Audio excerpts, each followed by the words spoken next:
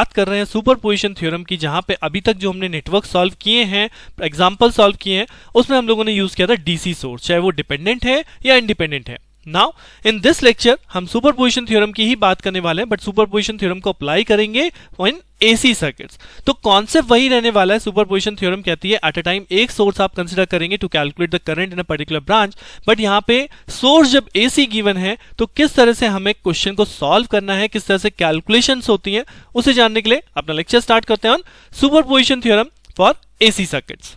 So here is example number 5, जिसको मैंने अपने नेटवर्क को अगर आप देखेंगे तो क्वेश्चन में वही लिखा है, find the current through the capacitor by superposition theorem of the network shown in figure. So where is the capacitor in this network, here is the capacitor, और कैपेसिटर की वैल्यू क्या दी गई है, -j5। तो अब आप देखेंगे इस नेटवर्क में कुछ वैल्यूज चेंज आपको दिख रही है। There is a AC source. अब तक हमने क्या पढ़ा था, अगर केवल प्लस माइनस है, यहाँ 15 वोल्ट लिखा है, तो that is a DC source, right. It's constant voltage, constant value. But यहां पे अगर आप देखोगे तो there is a AC source. अब एसी सोर्स में आपको वैल्यू जो यहां पे लिखी है दैट इज 50 एंगल 0 डिग्री। तो basically this is called a polar form. अभी क्या होता है मैं आपको फिर से बताऊंगा। इसी तरह से आप यहां पे देखोगे एसी सोर्स, यहां पे क्या लिखा है 100 angle 0, that means this is what, this is again an AC supply, right. और यहां पे भी आप सिंबल में देखोगे, सिंबल में क्या लगा है, इस तरह से लगा है, that's called variable sine, that is shown AC supply, right. So जब भी आपको क्वेश्चन में इस टाइप की वैल्यू मिल रही है तो आपको पता चल जाएगा this is an AC supply.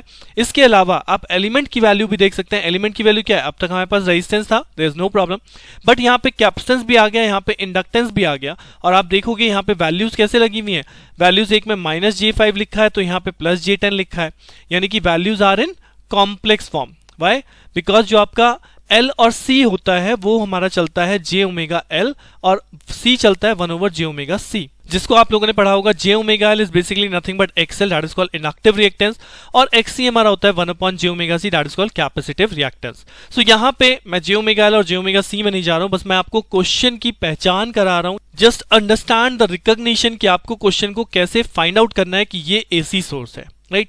अब मैंने पहचान कर लिया एसी नेटवर्क है, बट कॉन्सेप्ट क्या कहता है, कॉन्सेप्ट तो मुझे सॉल्व करना है यूजिंग सुपरपोजिशन थ्योरम। और सुपरपोजिशन थ्योरम क्या कहती है, सुपरपोजिशन थ्योरम कहती है कि एट अ टाइम एक सोर्स मैं कंसीडर करने वाला हूं। So both are voltage source. तो अगर मैं एट अ टाइम एक सोर्स कंसीडर करता हूं, सपोज मैं 50 एंगल 0 सोर्स ये वाली कंसीडर करते हैं, तो दूसरी सोर्स क्या हो जाएगी, शॉर्ट सर्किट।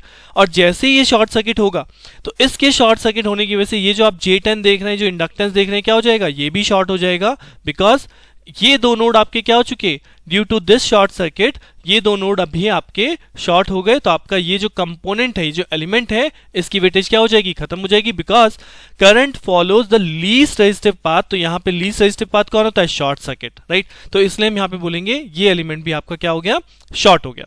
तो अब मैं इसका नेटवर्क दोबारा ड्रॉ करता हूं, तो नेटवर्क दोबारा ड्रॉ करने में मुझे क्या मिलेगा, there is a 50 volt battery source, then उसके बाद कैपेसिटर अपनी जगह पे एज इट इज है, देन उसके बाद ये 5 ओम का रेजिस्टेंस है, and this become a short circuit, right.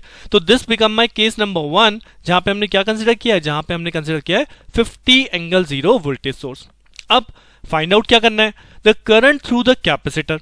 तो करंट थ्रू द कैपेसिटर को देखिए मैंने यहाँ पे मार्क कर लिया, दिस करंट इज I1, क्योंकि मुझे I1 कैलकुलेट करनी है। तो आप देखोगे कि ये जो सोर्स है, इस सोर्स के पैरेलल में ही तो कैपेसिटेंस लगा है ना, राइट। इस सोर्स के पैरेलल में कैपेसिटेंस लगा, पैरेलल में वोल्टेज कैसी होती है, सेम होती है। तो यानी कि इस कैपेसिटर के क्रॉस वोल्टेज कितनी है, इस कैपेसिटर के क्रॉस वोल्टेज भी 50 एंगल 0 डिग्री है। और अगर मुझे पता है किसी वैल्यू के अक्रॉस वोल्टेज, तो करंट कैसे कैलकुलेट करते हैं, I is equal to V upon R। और R क्या है, जब आप कैपेसिटर को J5 लिख रहे हैं ना, -j5, या आप इंडक्टेंस को लिखते हैं J10, तो दिस इज नथिंग बट, अभी मैंने आपको क्या बताया था, this become a reactance, right, inductive और कैपेसिटिव। तो बेसिकली ये एक तरह से आप इंपेडेंस बोल सकते हो या रेजिस्टेंस की फॉर्म भी बोल सकते हो। तो this will treated as an R, right. जैसे हमारा रेजिस्टेंस ट्रीट होता है, ऐसे ही इनको भी ट्रीट करना है if the value is converted into J form, right. So यहां पे सिंपली आपको क्या लिख देना है, -j5, यानी कि simply V upon R, this become the I value. अब अल्टीमेटली अब यहां पे कैलकुलेशन प्ले करता है कि आपको इसे सॉल्व कैसे करना है, because this is 50 angle 0 and one is -j5। तो ये दोनों अलग अलग फॉर्म है। आई होप कि आपने अपने फर्स्ट ईयर में दोनों फॉर्म सीखी होंगी। ये जो फॉर्म है जिसमें आपको मैग्नीट्यूड और एंगल दिया गया है, इसको हम बोलते हैं पोलर फॉर्म, राइट। और दूसरा जिसमें आपको a प्लस jb की टर्म होती है, जहां पे a नहीं है, ये आपका कॉम्प्लेक्स होता है, जिसे हम क्या बोलते हैं, जिसे हम बोलते हैं रेक्टेंगुलर फॉर्म। सो यहाँ पे आप रेक्टेंगुलर को रेक्टेंगुलर से डिवाइड नहीं कर सकते, पोलर को पोलर से डिवाइड कर सकते हैं। यहाँ पे क्या होगा, रेक्टेंगुलर अगर मेरे पास ऐसा भी है ना 3 + j5 divide by 4 + j5, I can not solve this by division, मेरे लिए टफ पड़ेगा। तो मेरे लिए इजी क्या है, अगर डिवीजन है या मल्टीप्लीकेशन है, right, I can solve in polar form easily. अगर मैं पोलर फॉर्म को 50 एंगल 0 यहां लिखा है और मैं इस -j5 को भी कन्वर्ट कर लूं कि इसकी वैल्यू क्या बनेगी, 5 एंगल -90। अभी कैसे बनेगी वो मैं आपको दिखाऊंगा, बट अगर मैं इसको इस तरह से कन्वर्ट कर लूं, now I can simply divide magnitude by magnitude, that is 10।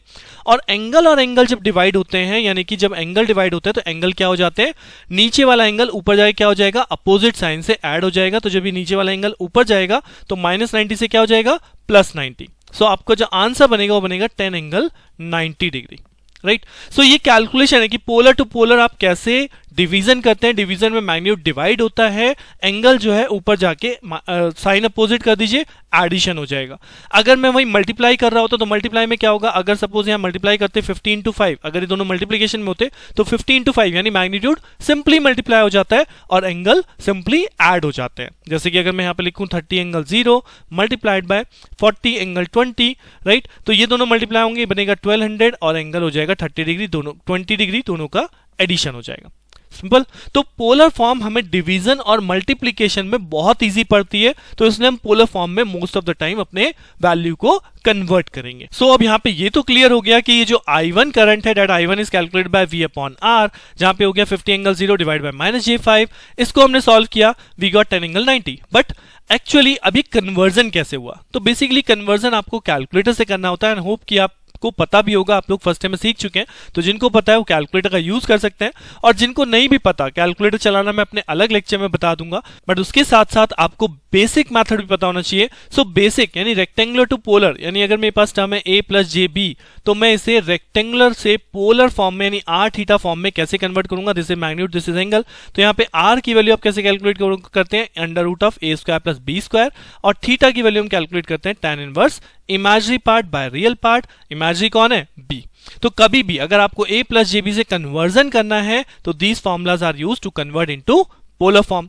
जैसे कि मैंने यहां किया था, यहां वैल्यू क्या थी, -j5, तो अगर -j5 देखेंगे तो इसका रियल पार्ट क्या है, 0 है। अब अगर मैं इससे r कैलकुलेट करूं तो क्या होगा, 0² + 5², राइट, तो ये हो गया 5। और अगर थीटा हम कैलकुलेट करें तो tan इनवर्स इमेजिनरी कितना है, -5 डिवाइड बाय 0। -5 डिवाइड बाय 0 बनता है आपका -∞, और tan इनवर्स -∞ जो होता है -90 डिग्री। तो इसलिए मैंने यहाँ पे लिखा था 5 एंगल -90। इसको आप डायरेक्टली कैलकुलेटर से भी सॉल्व कर सकते हैं, या आपको मैंने बेसिक मेथड बता दिया। सिमिलरली आपको जरूरत पड़ सकती है पोलर टू रेक्टेंगुलर, तो पोलर टू रेक्टेंगुलर कैसे जाएंगे, यानी r थीटा आपके पास है और आप इसे कन्वर्ट करना चाहते हैं a + jb में, तो यहां पे मैं a कैलकुलेट करूंगा r cos ऑफ थीटा और b कैलकुलेट करूंगा r sin थीटा। ये आपके दो फॉर्मूले यूज होते हैं to get the value of a and b। तो आप कन्वर्जन कर सकते हैं। अभी हम क्वेश्चन भी करने वाले हैं जहां पे आप लोग इस फॉर्मुलेस का यूज करके भी अपने आंसर को कैलकुलेट कर सकते हैं, राइट। सो आई होप कि आप लोगों को समझ में आया होगा rectangular to polar, polar to rectangular जाना कैसा है। और उसके अलावा यहां पे जो कॉन्सेप्ट लगेगा वो आपका वही बेस कॉन्सेप्ट लग रहा है कि हमने एक सोर्स केस को कंसीडर किया, दूसरी सोर्स हो गई शॉर्ट, जिस वजह से हमारा सर्किट बना ये। अब मुझे केवल -j5 के अक्रॉस करंट चाहिए थी, तो वोल्टेज डिवाइड बाय -j5, इसे मैंने पोलर फॉर्म में कन्वर्ट किया, I got the value 10 angle 90 degree. So मुझे फर्स्ट केस में करंट कैलकुलेशन डन हो चुकी है। अब इसी तरह से सेकंड केस कंसीडर करते हैं, तो सेकंड केस क्या कहता है, अब केस 2 में क्या करना है, हमें 100 वोल्ट को कंसीडर करना है। तो 100 वोल्ट की सोर्स को जो हम कंसीडर करेंगे तो क्या होगा, आपका 50 वोल्ट शॉर्ट होगा। अगर ये शॉर्ट हो गया, राइट, सो यहां से जाने वाला करंट जो कि पहले क्या हो रहा था, जो कि पहले इस कैपेसिटर में भी जा रहा था और यहां से सोर्स से भी करंट कुछ आ रहा होगा। But if this is short circuit, तो करंट बेसिकली कौन सा पाथ फॉलो करता है, करंट फॉलो करता है शॉर्ट सर्किटेड पाथ।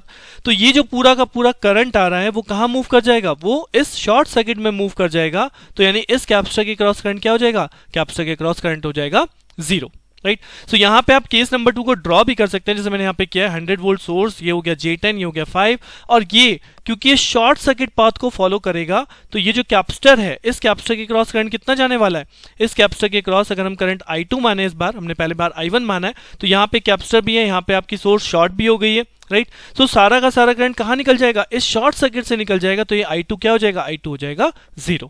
तो अल्टीमेटली सेकेंड सोर्स के केस में आपका यहाँ पे कोई करंट फ्लो नहीं कर रहा, तो अब टोटल करंट क्या हुआ, टोटल करंट कहलाएगा I1 प्लस I2। हम I1 ऑलरेडी कैलकुलेट कर चुके हैं, that is 10 angle 90 degree, I2 हो गया 0, तो दैट मींस आंसर मेरा क्या हो गया 10 angle 90 in this capacitor branch the current flow as per superposition theorem.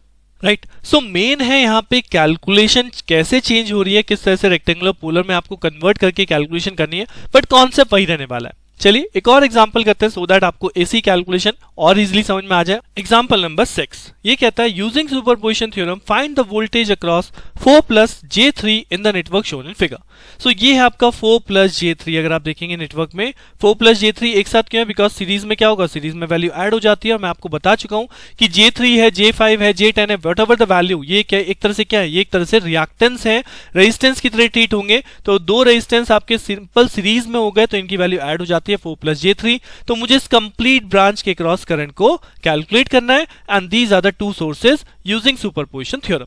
तो केस 1 क्या है, केस 1 मैं अपने करंट सोर्स को क्या कंसीडर कर रहा हूं, इनएक्टिव, तो ये क्या हो जाएगा ओपन सर्किट। तो देखिए यहाँ पे रीड्रॉन हुआ है circuit, we have consider this 100 angle 30 source minus J5 as it is, this is a 4, this is J10, और यहाँ पे करंट सोर्स क्या हो गया ओपन सर्किट। अब क्या कैलकुलेट करना है, the current across this branch, यानी कि मुझे I1 को कैलकुलेट करना है। तो हम यहाँ देख सकते हैं कि ये ओपन सर्किट हो चुका है, तो यहाँ कोई करंट फ्लो नहीं करेगा, यानी अल्टीमेटली इस सोर्स से जो करंट फ्लो हुआ वो सारा का सारा कहां जाना है, इसी लूप में जाना है।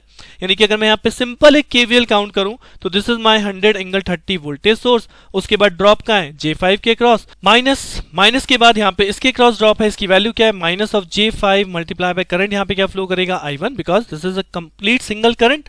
उसके बाद आप आगे बढ़ेंगे, ड्रॉप आएगा 4 के क्रॉस, तो 4 इंटू I1, उसके बाद हम आगे चलेंगे तो माइनस J3 के क्रॉस ड्रॉप आएगा, करंट है I1 इज इक्वल टू 0। अब इसको सॉल्व कर लीजिए, तो यहाँ से I1 की वैल्यू क्या बनेगी, I1 की वैल्यू बनेगी 100 angle 30 divide by minus J5 plus J5 minus J3, यानी क्या बचा प्लस J2, जो कि राइट हैंड साइड पे क्या हो जाएगा माइनस J2, तो ये बचेगा आपका 4 minus J2, this is the I1 value. अब इसे कैसे सॉल्व करूं, अब इसे सॉल्व करने का तरीका वही है कि क्या मैं 4 माइनस J2 को किस में कन्वर्ट कर लूं, पोलर फॉर्म में। तो जस्ट कैलकुलेशन कीजिए कि 4 माइनस J2 को जब आप पोलर फॉर्म में कन्वर्ट करते हैं, तो यहां देखिए मैंने कैलकुलेशन शो कर रखी है, 4 माइनस J2 का पोलर फॉर्म आएगा 4.47 एंगल माइनस 26.57, ऊपर है आपका 100 एंगल 30। अब ये सॉल्व करके क्या हुआ, 100 सिंपली 4.47 से डिवाइड हो गया, इसे डिवाइड कर लीजिए, वी गॉट 22.37, और एंगल क्या होगा, ये नीचे वाला एंगल ऊपर जाए क्या हो जाएगा अपोजिट साइन, यानी कि पॉजिटिव हो जाएगा। तो 30 में अगर 26.57 जोड़ देंगे तो ये बन जाएगा 56.57 डिग्री। राइट। तो कॉन्सेप्ट वही है, केवल कैलकुलेशन बढ़ जाती है कि यहां आपको रेक्टेंगुलर टू पोलर में कन्वर्जन करना है। So I have get the value of I1 due to this 100 angle 30 source. अब इसी तरह केस 2 कंसीडर करते हैं, जहां पे हमें क्या करना है 50 एंगल 30 को कंसीडर करेंगे, करंट सोर्स को कंसीडर करेंगे, तो वोल्टेज सोर्स क्या हो जाएगी शॉर्ट।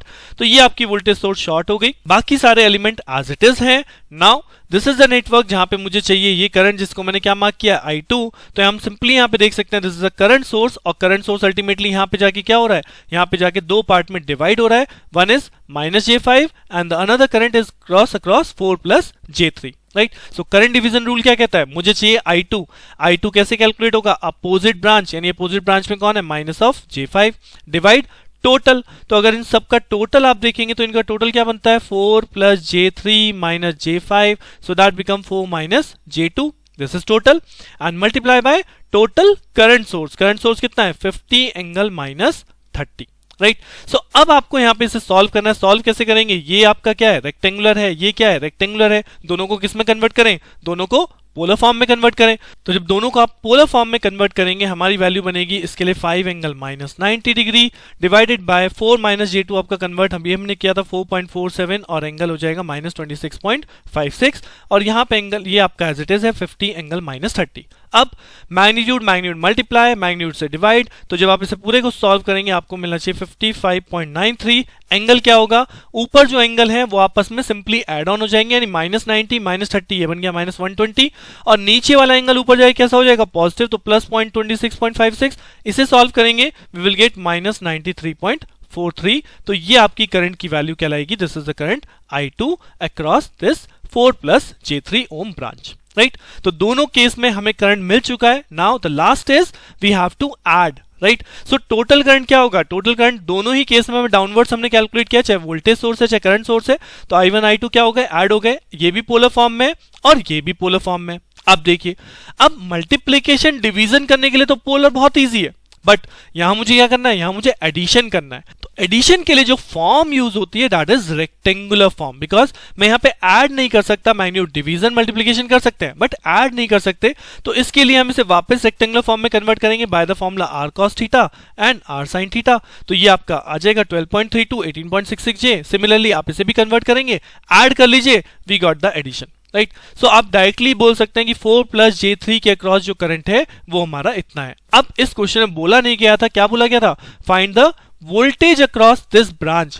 तो पहले मैंने करंट कैलकुलेट किया, now I want to calculate the voltage. तो वोल्टेज क्या होता है, I इंटू आर। तो सिमिलरली I आपके पास है, R आपका हो गया 4 प्लस J3। अब फिर से वही चीज आ गई कि एक रेक्टेंगुलर फॉर्म है, एक रेक्टेंगुलर फॉर्म है, मल्टीप्लाई नहीं कर सकता, मुझे मल्टीप्लाई करना, मल्टीप्लाई के लिए क्या चाहिए, पोलर। तो I have converted both into polar form and then calculated the final answer in polar form, right.